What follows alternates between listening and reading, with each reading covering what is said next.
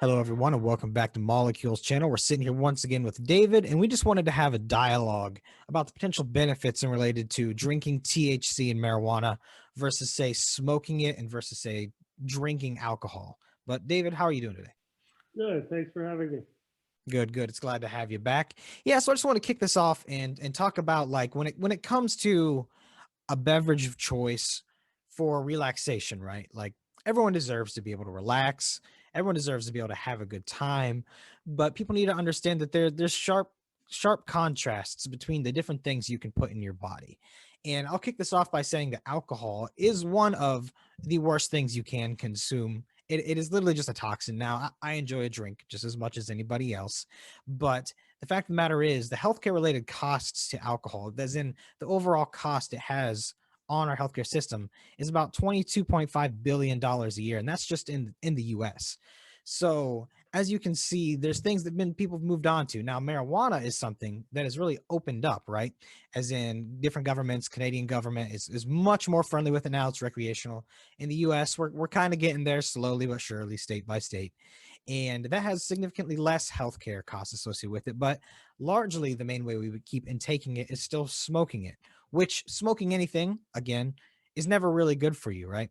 Smoking has stayed a pretty negative thing because even smoking marijuana has a lot of the same carcinogens. It can still cause bronchitis, increased phlegm production and stuff. David, do you have anything to say about this?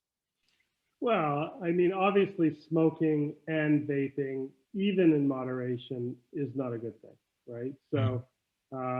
We're obviously biased towards beverages for a bunch of reasons, but what we hear a lot from people new to the cannabis industry and also veterans is smoking, it's stinky, it's bad for you, it smells up your clothes, you've got to roll it separately. Like there's a whole process Mhm. against or associated with smoking that really um, makes it not a favorite pastime, especially for your partner that might be in the house that isn't a smoker. So Yeah. um, that's one of the reasons that I would tell you that cannabis edible products, or 2.0 products as they sometimes call them, have been so popular and will continue to gain market share. It's just the process is it's just a better process. You're not smoking, you're ingesting them.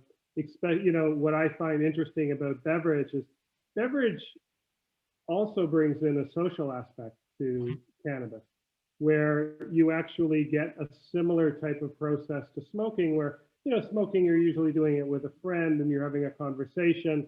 Nobody has ever said to me, why don't we sit over a piece of gummy bear and talk about things, right? So um, beverage is social.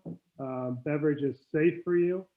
Beverage allows you an opportunity to ingest your cannabis in very small levels to sort of take you through the process to make sure that you're not going a little bit too far. It's to me, we've said this many times before. It's the natural progression for cannabis, and we're very comfortable that it will come to the forefront as the sort of edible of choice moving forward.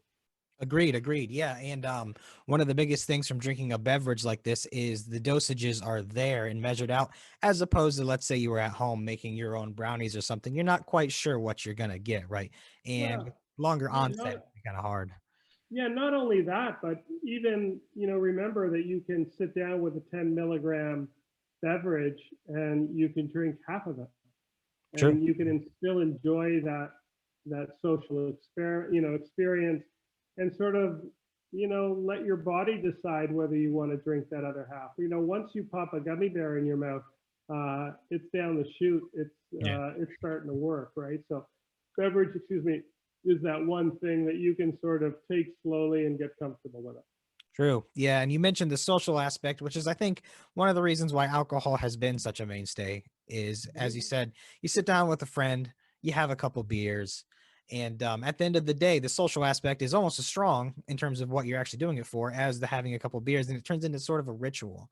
And THC infused drinks is definitely something that can kind of take the place of that ritual.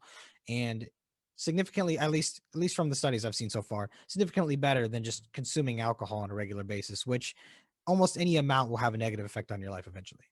Yeah, I mean, sometimes they say that just a bit of alcohol is actually is not bad for you. It might even be a benefit, but I think the experience is different. So I would never necessarily say that cannabis beverages are going to replace alcoholic beverages. You know, Fair.